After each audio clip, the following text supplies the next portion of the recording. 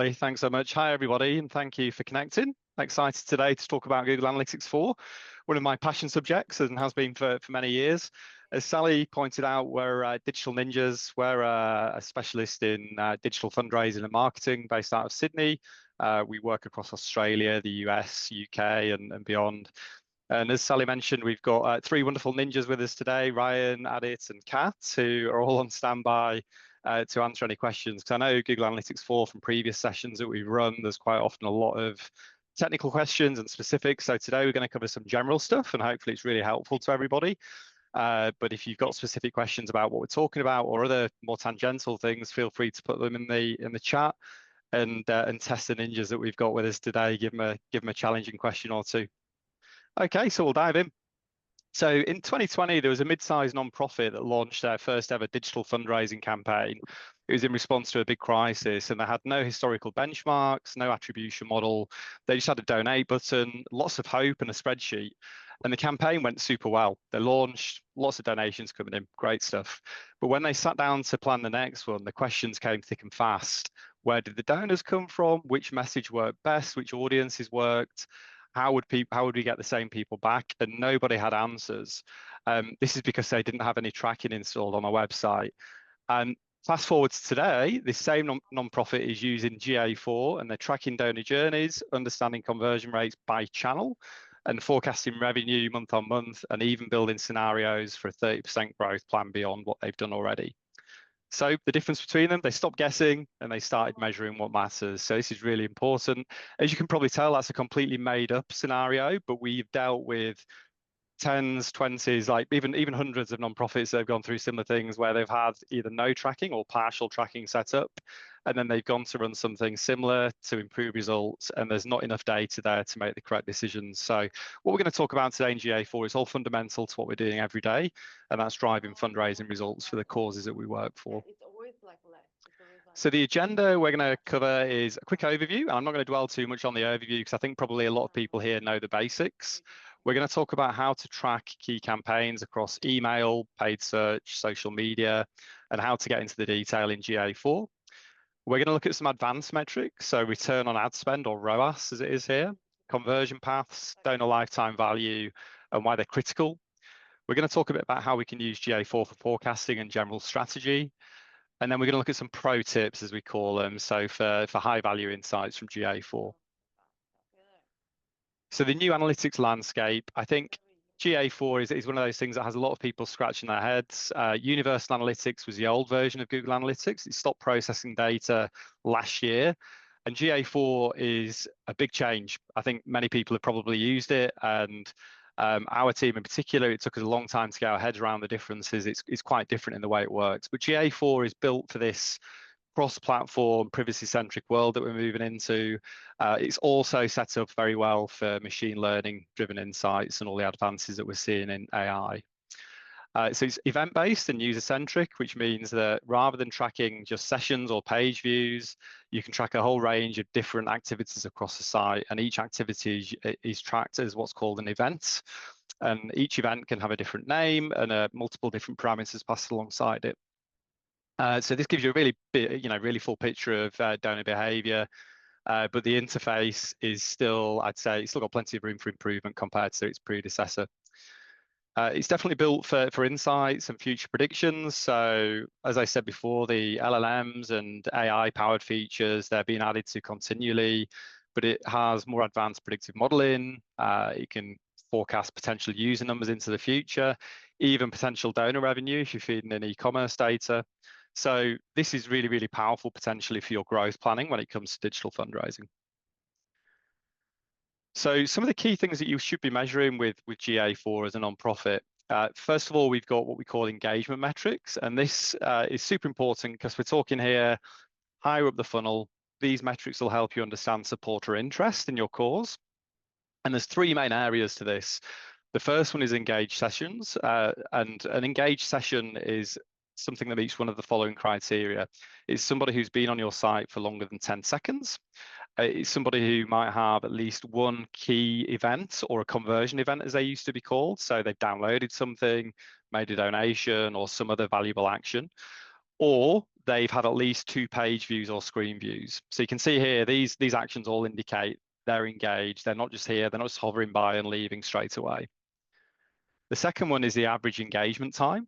So this is the time that your website or app is in the foreground of the user device. Really usefully, this can be broken down by page as well, so you can start to understand the relative value of the page content to each user. And then the engagement rate is a good comparative metric. So this is calculated by dividing the number of engaged sessions with the total number of sessions that come to any part of your site. And it gives you a percentage, which is the engagement rate. So these are quite different from how Universal Analytics, the old version, used to work. UA used to rely quite heavily on bounce rate. So that was a percentage of people that came to a page and then left without doing anything. Whereas these metrics give you another view, which is showing you how deeply visitors interact with your content. And this is more valuable because the bounce rate was misleading in that somebody could have been on a page for 5 minutes, reading it, fully digesting it, and really engaging with the content. Got what they needed and left straight away, but that would still be measured as a bounce. Whereas with GA4, that would be an engaged session. So it's a really important difference. So moving down the funnel, the next metric that I'm pretty sure we'll all be interested in is the donor acquisition metrics. So this is the number of new users and returning users that are coming into the site. You can get to that data pretty easily, and then you can start modeling out donor growth and retention metrics. Importantly, following that, then the revenue and value metrics. So you should be using e-commerce. If you're not, I'd strongly recommend using it. Lots of the platforms that are out there, so Raisely, Fundraising, Grassroots, etc., will support e-commerce tracking out of the box. It's really easy to set up. Other ones may need a bit of customization. If you're using some of the Blackboard donation gateways or Donor Perfects, there might be a bit more customization involved, but it's worth doing. You can look at your total revenue, average donation value. Breaking things down like that by channel can be super important. Key events are what GA4 refer to. It used to be called conversion events. They're now called key events. So these are your most important outcomes, and we've put outcomes in uppercase because it is outcomes that actually mean something of value to you and your organization. So things like signups, donations, donation form completions. It might be downloads of important documents if you're not doing fundraising, or some other kind of really tangible outcome that people have taken. To set up a key event in GA4, you need to be in the admin section, and you can see here the left-hand arrow is pointing to the key event section.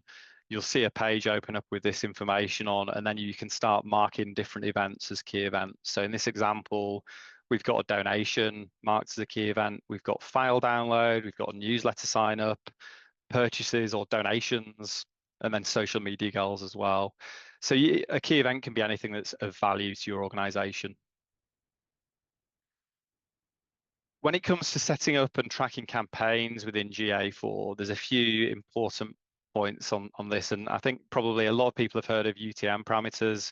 Setting those up and consistently tagging your marketing campaigns is super important, be it an email send, a social media post, or a paid ad. Make sure you've got the UTM codes. We'll come on to some examples in a sec just to show you what they look like. Really important. That feeds into what GA4 refer to as channel groupings or default channel groupings. So GA4 automatically groups the traffic that comes to your website into default channels. So like organic search, email, paid social, could be any other channel in between. You can change how these default channel groupings work.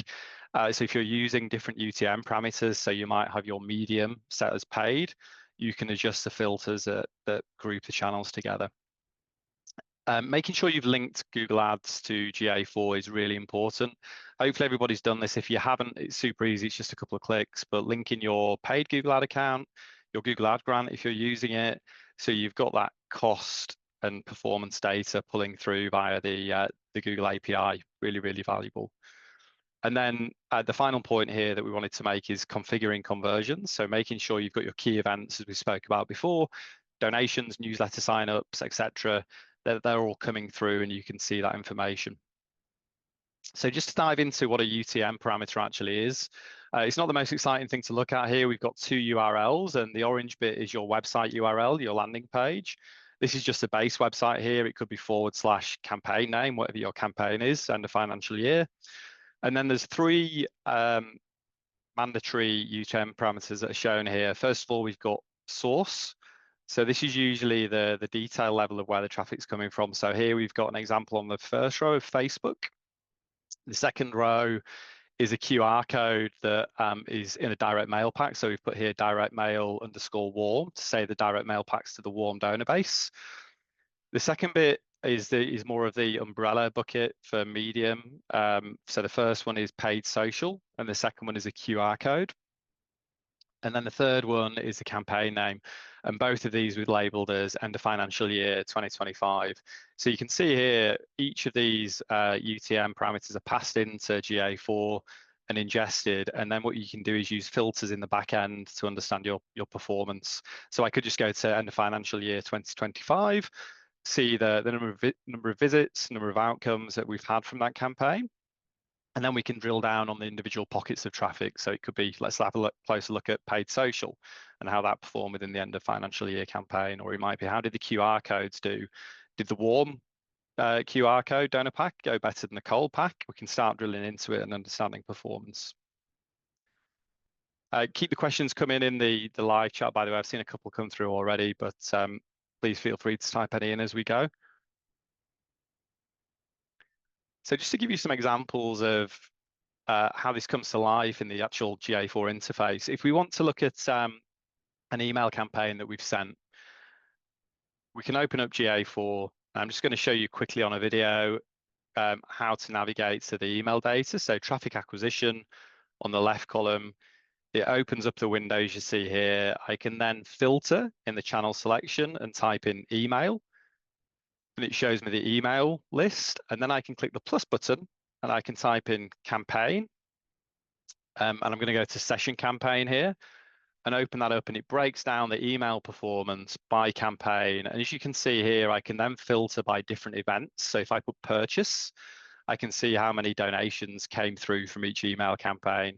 And importantly as well, for comparison purposes, I can see not only the number of purchase events that were triggered when that data loads, there we go. I can also see by campaign the percentage conversion rate, which is a really useful way to compare performance. So this starts bringing together how those UTM parameters are important for use in your campaigns. It lets you really drill down on the detailed performance. Just to show those key things again, because I know I went over that fairly quickly, but if you're in the interface for GA4 here, you've got traffic acquisition on the left-hand side. It's under the reporting option. So if you see the far left, we've selected the second icon down, then traffic acquisition. We can type in email in the filter to view only email as the default channel group. And then the plus icon here, clicking that opens up the additional filter where I can select session campaign and view it by campaign. And thanks, Ryan's just shared the UTM builder that you can actually use to structure these UTMs properly. Yeah, saves you making any mistakes when you're building those URLs, because they can be quite long. So when it comes to something like a Google Ads campaign, the process is a little bit different. I'll just show you here. So if you go to the advertising option on the left, then Google Ads, you'll see a list of campaigns load from your ad account. And then within here, you can see alongside each campaign, the number of key events, the cost per event, number of clicks, the cost per click, and so on, all that Google Ads data, because we've linked the accounts together. And then I can actually drill down and filter by account name. So many charities will have two accounts. They'll have an ad grant and a paid account, maybe more than two. So you can compare the account performance side by side, but then you can even drill down to ad group level or keyword level or search query level performance, which can be really revealing. And then you can drill into this to your heart's content to understand like which keywords, which groups of keywords are performing better, and start making decisions for future investment in upcoming campaigns.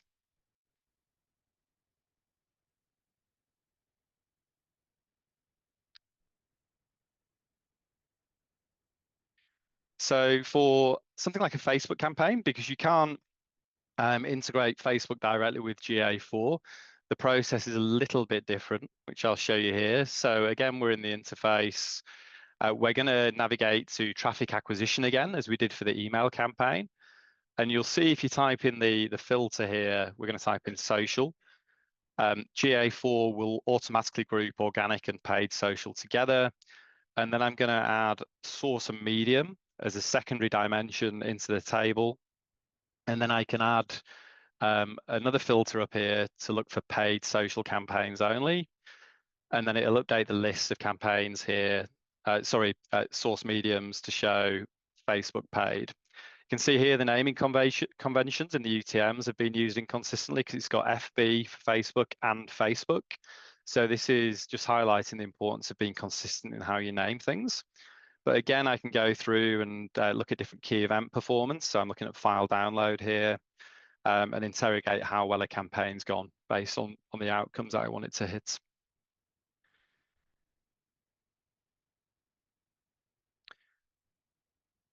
So in terms of like what we've looked at there, they're very specific filters going into the traffic acquisition reports, going into the Google Ads report in the advertising section. What you might want to do is apply a filter across all the data that you see in GA4. So you can do like super detailed comparison on like landing pages, popular pages that people navigate to, what other events did people trigger as they were browsing. And to do that, you can use a comparison feature. So if you're logged in, you'll see at the top here where this pink arrow is pointing, there's an add comparison button. If you click that, you'll get a filter that looks a bit like this that you can create a comparison with. And here I've selected session source medium as a dimension. And then the match type, I'm saying it contains, and I put the value as Facebook and paid. And if I click apply in the top right, it will apply this filter to all the default reports in GA4. So I can then go through and interrogate the different pages that people have viewed from that, that traffic source, the different events they've triggered and so on. And it just lets you navigate from page to page to really drill into the detail. So when it comes to forecasting growth, using these techniques, first of all, we want to look at trend analysis. So we can look at month-to-month number of sessions and then conversion rates by channel. So as we've seen here, we can break it down by paid channels. We can break it down by social, by search. We can break it down by native, display if we're doing that, email, etc. So as long as we've got those UTM parameters in use and we're labeling our traffic, we can then start to drill down and look at the trends by channel. So then breaking it down, you can then look at the historical performance, which then once you've got 12 months, you can start extrapolating that and going, well, this is what it might look like for the year ahead. And you might look at things like, well, we're going to improve, we're going to increase, investment. We're going to improve the user experience, which might improve our conversion rates. So then you can start looking at the return on ad spend and your budget planning. So you might forecast an increase in conversion rate because you've made the donation form work more effectively, or you fixed a technical issue that you knew was blocking people. And you can start mapping that out. And we'll look at some ways of getting that data in a second. In terms of donor lifetime values, GA4 doesn't do this by default out of the box.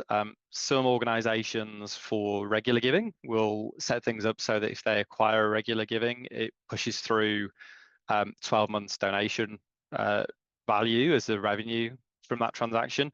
I prefer not to do that and just push the month one donation value for a regular giver acquisition, and then use a more manual approach in the back end to extrapolate lifetime value based on your retention and attrition rates.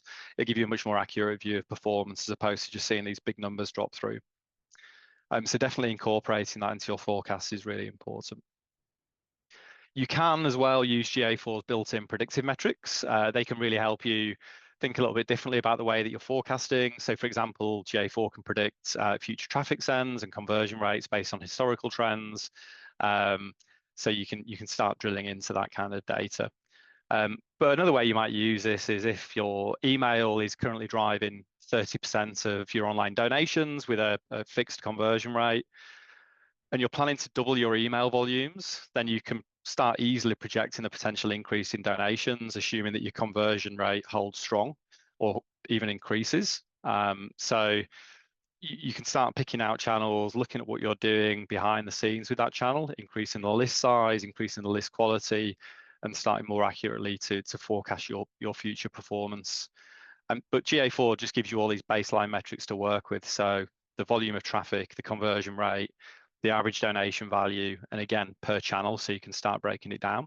And you do end up with quite a big spreadsheet once you start doing this on a per channel basis. So you might want to just pick out your top 2 or 3 contribution channels to begin with and do it that way, and then have a consolidated line at the bottom of your budget to build it out for the other channels. We'd also recommend considering building out a Looker Studio dashboard. So it used to be called Data Studio. This is Google's free dashboarding tool, and it integrates natively with GA4 to pull that data into dashboards that you can easily manipulate and customize. It gives you some really great visualizations, but importantly, you can export the data as you can in GA4, but you can do it from Looker as well, directly to Excel or Google Sheets for use in your forecasting that you're building. So definitely with Looker Studio, the point I'd make here is because GA4, the interface, as we said at the start, is somewhat limited. Don't rely just on GA4 for your reporting. Get Looker Studio up and running. You can customize things much more effectively.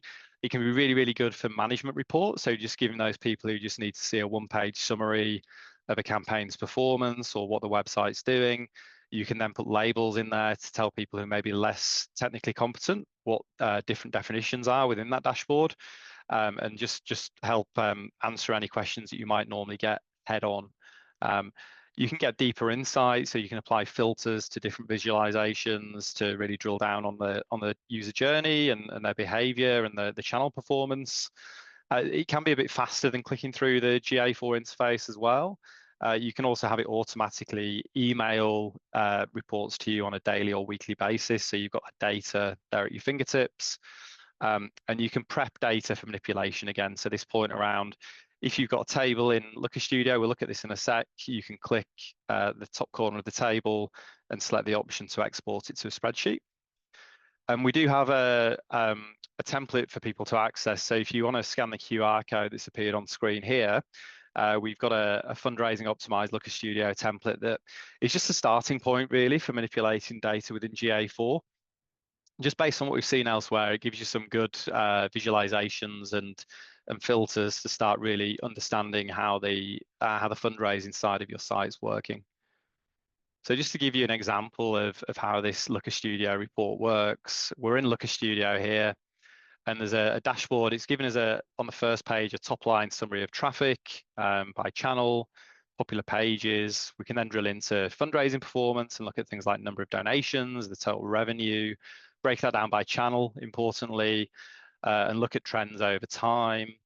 And then I think something that's often missed when we're talking fundraising is the content performance. So going into your popular landing pages and page content that might be driving people to the site. And then you can start making some decisions on which content should we focus on optimizing. Are we getting a lot of traffic to this page that just isn't doing anything? There's no key events happening. Is that because the content's not relevant? Is it because the content just simply answers a question and there's no further action? Or actually, which we commonly see, is it a bit of a dead end? Like, is it content that's quite engaging, that tells people about the work we're doing, that could lead to a high level of engagement and potentially not necessarily a donation outcome, but potentially them inquiring for more information, be it a lead magnet download or watching a webinar or a video, or could it be a sign up to a newsletter or sign up for other information? So just trying to think what the next step of that journey is if you identify content pieces that do turn out to be dead ends. Okay, so that's Looker Studio. Again, scan the QR code if you want to get the template. We're going to look a little bit here at the conversion paths and multi-channel attribution modeling that GA4 does. So multi-channel attribution is an often hyped component of digital marketing, which I think often under-delivers, and we'll talk a little bit about why I'm saying that in a second. But first of all, I want to just show you how to get to the data. So you can get to this multi-channel funnel report in GA under the attribution and conversion path report, and we'll take a closer look in a second. And then what it will show you is a sequence of channel touch points that users go through before they take an action. So for example, you might see that people click an email, they visit the site, they go away and they come back another day and search and click a paid search ad, come through and maybe donate or maybe take another action. So it actually logs these different touch points. Not 100% effectively, but GA4 looks at a user's profile across Google properties, and if they've logged in, or it can identify the user across devices as well. So even if they're not logging into your site, it can still attribute somebody on their phone who comes back and converts on a computer potentially. So it can be really, really powerful and really interesting. I think the challenge a lot of nonprofits have is this volume equation that we tend not to have thousands and thousands of data points, especially when we're talking donation outcomes. Unfortunately, some organizations will. If you're a bigger organization, you're running mass market campaigns, you might be in that thousands of donation territory, which is a really nice place to be, and you can get some good data from it. If you're a smaller organization, you might find it tricky to unearth anything that's too actionable in here, but it can nonetheless answer some interesting questions that you might have around campaigns. So Google splits down these touch points of people coming in at different points into what they call early, mid, and late touch points. So early touch points are things that channels, where the users just started their journey. So it might be a Facebook ad that they've seen and click through and they've not yet donated. A mid is something in the middle of the journey. And then a late touch point is often what we've relied on historically as digital marketers is the last click attribution. So the last touch point before they come through and convert. So that might be somebody who's directly navigated to a donation page through search. It might be a branded search quite often, and then they've given. Assisted conversions. So this is a really useful area where you can look at which channels frequently appear in these early or mid stages. And what this can help you do is to avoid undervaluing the performance of those channels. So if you're relying on last click attribution, you often won't see these assist channels and their importance in the mix. So this assisted conversions view can be really useful in unearthing, oh, our social media campaigns or the native campaign that we ran did drive a lot of traffic that didn't convert, but actually 10% of those people came back through search later and gave something. So it can give you some form of insight along those lines. It also gives you the number of days to convert, which can be interesting as well. So whether you've got like this immediacy of like people see the ad or see the content and come through and donate, or is there a lag? And quite often there's a longer lag than people expect from that initial touch point. So going through to look at how this actually shapes up in GA. If we jump into the, again, the advertising section, and then we're in the conversion paths report here. What I'm going to do first of all is just select the purchase event because it by default loads all the key events. So I only want to view the attribution paths for people who've given a donation. And you can see here there's a list in the table. I'm going to just expand the table out to see a few more data points here because the first 25 or so are often just direct conversions. And as we scroll down the list here, you can see number 15 has got some examples of people using paid search first, then going to organic. Interestingly, line 24 shows 5 conversions from people who first visited via email, then organic, and 25 shows another 5 who followed that reverse path. So went to organic and then came in through an email, which is a strange one. As you go low down the table, though, you'll see that quickly the number of key events or conversions becomes low. And quite often you'll get to just 1 or 2 conversions. And this is where attribution modeling, it becomes difficult to make any firm decisions from because you've got such small volumes of data. You can't really infer like, oh, we should change this for the campaign, or we should update this. So you've got to bear in mind the number of key events that you're looking at to make those decisions more accurate. Okay. So in terms of pro tips for GA4, definitely would recommend diving into the exploration report. So don't stop with the pre-made reports with GA4. For those of you that are familiar with the old version of Google Analytics, you've probably seen that GA4 misses a few of the default reports, and you can actually rebuild these. You can recreate them using the Explore tool. And the way the Explore tool works is that it lets you drag in any dimensions that you want. So things like landing page, which medium, which channel source, which default channel group, and then you can pull in the metrics that you want to view alongside it. So the number of sessions, the number of key events, the average engagement duration, and so on. And you can build these custom reports and visualizations. We still use it extensively. We find that Looker Studio gives you more flexibility with that, but sometimes the exploration report is a good way of just finding quick answers to questions that may come up, rather than having to build a custom Looker Studio dashboard. So yeah, you can support, for example, in the exploration, if you create a user report, you can then start sorting them by purchase revenue, number of donations or transactions, as GA call it, to quickly find your top donors within there, and then you can start drilling in and interrogating, well, where did they come from? What was the attribution path? And start tying back some hopefully actionable insight to the data. Using calculated metrics for some of your KPIs can be really useful. So definitely a good example for charities that we often use is defining a donor conversion rate per user, because by default, the key event conversion rate is done on a per session level. And as you probably know, a user is the closest representation that Google has to an actual individual using your site. And a user may have an average session count of anywhere from 1.5 to 3 or 4 sessions, because sessions is a number of times a user comes back. So actually tying back a user to number of donations and working out these conversion rates can be really valuable and give you a different view of the data. A note here on data retention. So GA4 has some slightly tighter policies on how long it retains data. It will hold most of the user level detail data for 14 months. The aggregate data, which is like anonymized level data, is kept for much longer, but the user level data becomes really limited after that 14-month period. So if you're looking to do year-over-year analysis on a user level and long-term forecasting, it can be worth looking at something like Google BigQuery, and you can export from GA4 natively to BigQuery to save the data to then come back and interrogate it. There's lots of guides on how to do this online. We can help with it as well. I'd say just think about the use case for the data though before you do it, because probably what you don't want to do is to get into this territory where you're exporting everything, because it's a lot of data to export and store. And definitely the GA4 anomaly detection and insights that it provides, they can flag anomalies in your tracking if you're getting some spikes of traffic.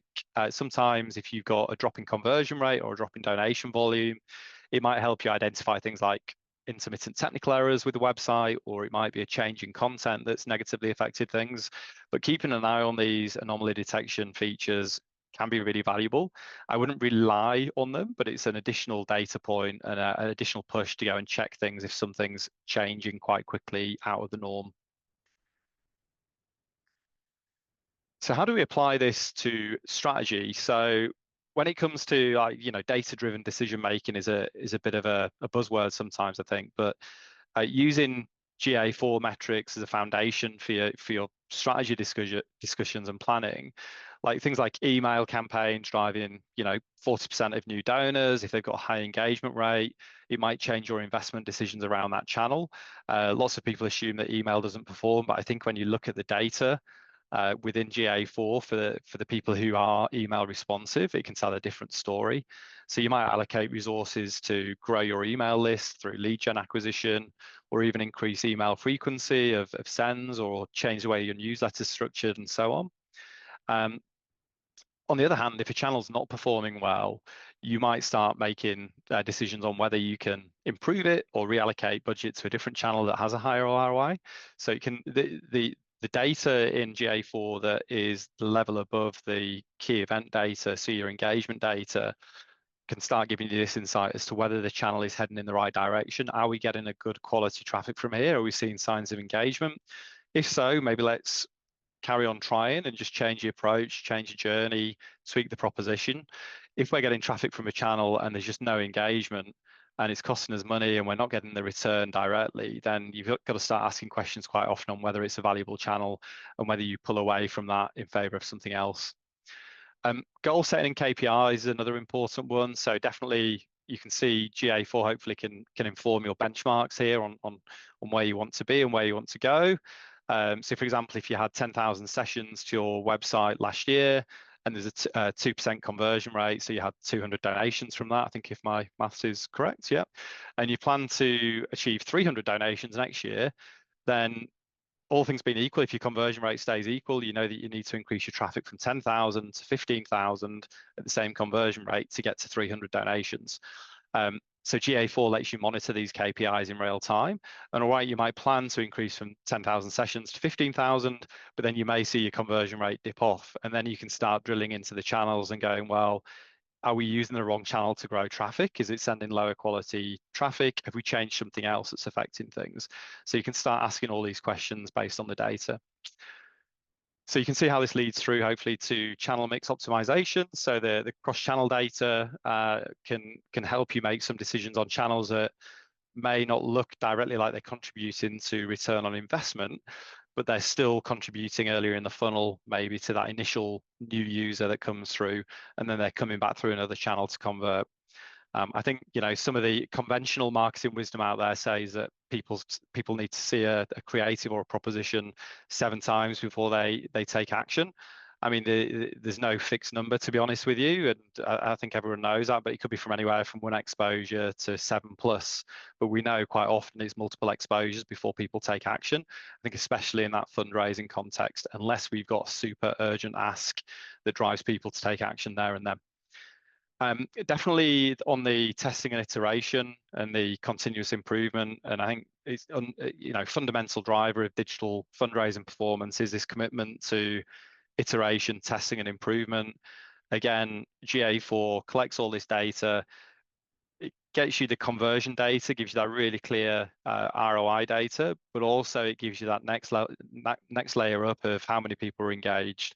So again, if we're not seeing the number of conversions we expected, let's move up the funnel and start playing about with what's happening there and seeing how we can use that data to drive improvement all the way to the bottom of the funnel. And then the final point I wanted to make on the applying the insights to strategy is making sure we've got this holistic view and that we're not just relying on GA4, because I think, as many of us know, like GA4 is just this one piece of the puzzle. It gives us some really good data, but it doesn't always capture 100% of what happens. I think most use cases, it probably gets 80 or 90% of your actual donor volume coming through, because sometimes the tracking's blocked, fails to load, or there's a technical issue with the tracking. So it's definitely trend-based data as opposed to anything that can be used for hard financial reporting. So you can combine the GA4 data potentially with your first-party donor data that's in your CRM, but especially I would say using the GA4 data in conjunction with the other marketing pixel that's out there. So if you're doing meta ads, making sure you're using the meta pixel, making sure you're using the TikTok pixel, and comparing the different stories that the different data sets will tell you. For example, a lot of the platform pixels will pick up post-view data, post-view conversion data, which GA4 doesn't have access to by default. So you can start enriching your decision making by going, well, GA4 said we had 100 donations from our meta activity this month, but the meta pixel's reporting 150. Is that difference of 50 the post view conversions that came through, and how much do we trust that? And meta will often veer more on the optimistic side for how their campaigns are performing. GA4 will give you a more pessimistic view of how meta's performing. So the truth is usually somewhere in the middle between the two figures. So just understanding how the different data sources work and how they're compiled is really important. So just to summarize, I know I've gone through a lot of things quite quickly there, and hopefully there's something there that you can take to apply in your day-to-day. Obviously, this thing's a big topic area, and there's, I could talk for days and days about GA4 and do another couple of days on Looker Studio. So we've really condensed this here, but I'd definitely say the actions that I'd recommend taking, if you're not using GA4 already, take time to familiarize yourself with the key reports that are in there. So that's the marketing performance reports that we looked at, particularly those traffic acquisition reports, but then also drilling into the user behavior and insights, really getting under the skin of how content's performing, what people are engaging with, and how long they're sticking around for. Definitely familiarize yourself once you've got under the skin of GA4 with Looker Studio. You'll find ways there to visualize the data much more effectively. It's free to use, so you can get the templates I mentioned already, but then you can expand on these templates that are out there and add your own reports and add your own view of the data. And there's always some really, really interesting ways to dig deeper into how things are performing. And definitely the final one is GA4 is great, but don't rely on it in isolation. It shouldn't be your sole source of information, and play with your pixels that, for Meta, TikTok, and everything else that you're doing. So that's it from me. Hopefully some nuggets of useful information. I'm happy to, if we've got time now, answer any questions. Otherwise, please reach out directly on the email or via LinkedIn. It's just on the screen here. Thank you.